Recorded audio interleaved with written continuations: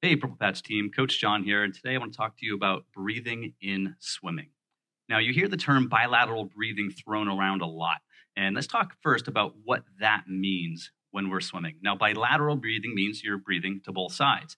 In traditional swimming terms, what that would mean is you're breathing every third stroke. So you might take a breath, two, three, take another breath to the other side, and alternate between those two.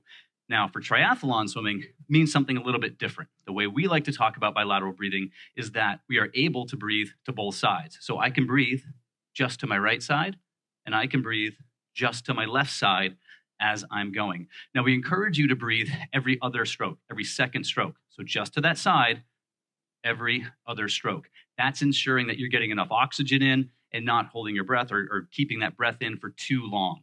Now, what we want to become is adept at being able to breathe just to that right side. And most of us have a side that we breathe better to.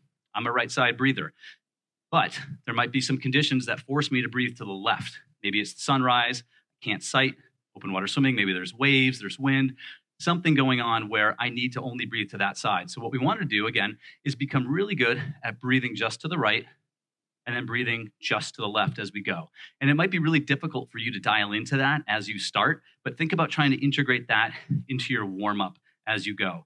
I know some athletes will even only choose a wall and they'll only breathe to that wall. So every time they're going to the pool this way, they're breathing to the right. And every time they're swimming down the pool that way, they're breathing to their left and integrating that in. Now you're going to find which side kind of works better for your form and your technique.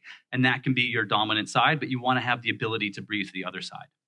Now, a big mistake I see a lot of the time with breathing is that people are holding their breath. We don't want to hold our breath when we're swimming.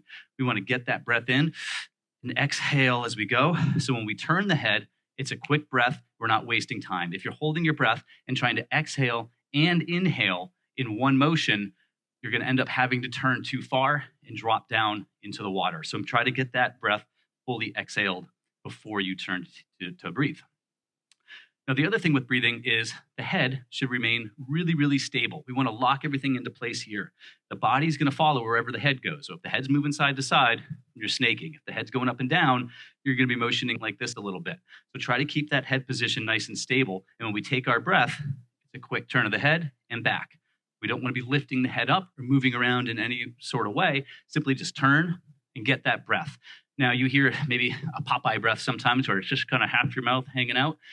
That's okay. You can turn your head and get your whole mouth out, but we want to avoid over rotating and looking up towards the sky. Get that mouth just out of the water enough to get a breath, take it in, and then exhale it before the next time around. Hope that helps.